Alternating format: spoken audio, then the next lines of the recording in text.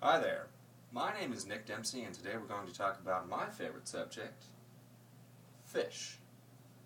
Okay, not really. This is actually a painting that I made about a year ago, and it is an example of what's called Taoist art.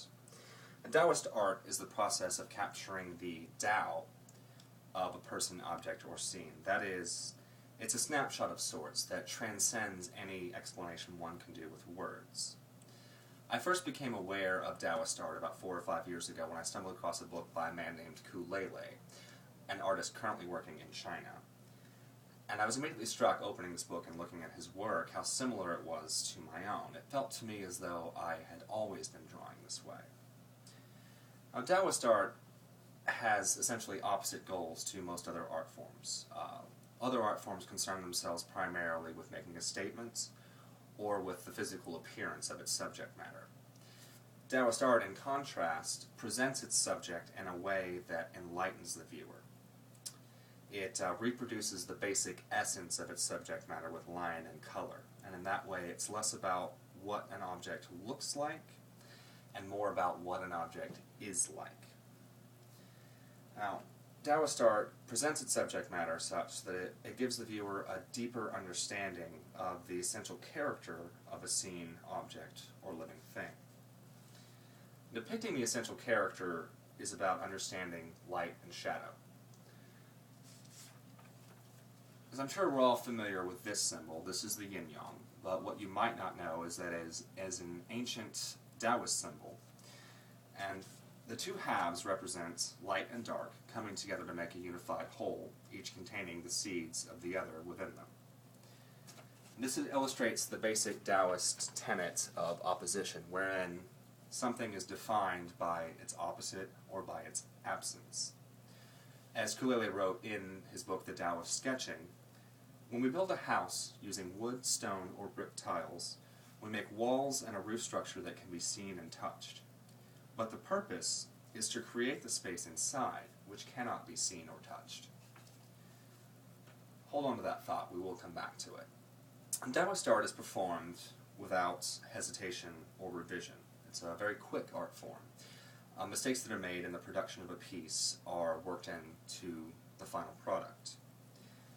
As such, it requires a mastery of line and color, mark making with pens, with brushes, with paints, with great washes of watercolors. It also involves an intimate knowledge of color theory. A quick definition of that would be the idea that warm colors, yellows, reds, and oranges on a painting will bring an object to the foreground, whereas cooler colors like blues, greens, and purples will push it back. Now, Taoist art, as it applies to architecture and plant life, can be seen in this piece that I drew in 2003. And if you look closely, you can see on this plastic table I've used a very even, a very smooth texture, contrasted with these much rougher, more variable lines on these ceramic pots. And then again, you see these very regular triangular shapes on the woven rug. Also, when we look at the two plants, I actually know nothing whatsoever about botany. And yet, these two trees, for example, have very different essential characters with their bark, the branches, the shape of the leaves. One's far more sort of chaotic than the other. This one's much calmer and friendlier.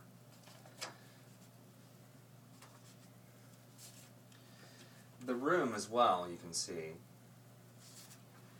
is defined through the interaction of the objects and the shadows with the implied wall and floor.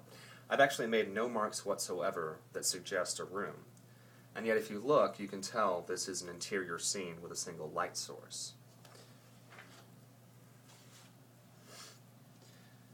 Now, the presence of the room that you can divine through the absence of something else, or the interaction of other elements, kind of brings us back to what Lele was saying about the house and the interior space. Now, Taoist art can also be used in portraiture. And here I have a portrait of an old friend of mine who did ballet for very many years. And quite a few things can be divined from this drawing. The placement of the figure actually reveals quite a bit about her character. The rigid posture, the placement of the hands. It's as though, as she's looking away, she is unaware and unconcerned with the viewer, and yet she's still fully aware of where her body is almost as though she never really stops performing. Two, she's staring off into a bright, sort of unseeable space. It's a disconnected sort of feeling. And the brightness kind of gives us an idea that she is very intelligent, which she is.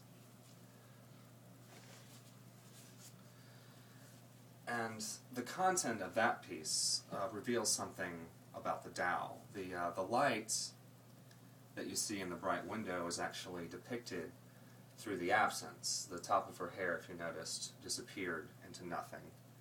The side of the window, again, disappeared into nothing. Because there's really no way to make the paper brighter with the pen. The pen can only add shadow.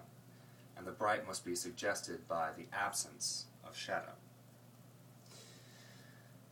Now, if I were only concerned with what my subject looked like in that piece, I could have just taken a photograph. It's cheaper, it's faster, it's easier, certainly much more realistic. But really, I submit that only the very best photography could have captured that much information, whereas I, with my passable drawing skill, was able to use Taoist art to bring you a much better idea of what my subject is all about and what she's like. Now, there's much that art and the Tao have to teach us about the world. As we study each, we learn to see and record what we see in a meaningful way. It promotes a kind of keen, instinctive observation that leads to what I think is a very real understanding of the world around us. Over years of learning how to see through this particular lens, I've gained a greater appreciation for personal and even cultural differences. And this patience and perception allows me to learn better ways of being from literally everything that I see. So I would urge my audience tonight to grab a pen and take a drawing class, because I think that you would be amazed at how large the world is when that you can unlock with this one simple key. Thank you.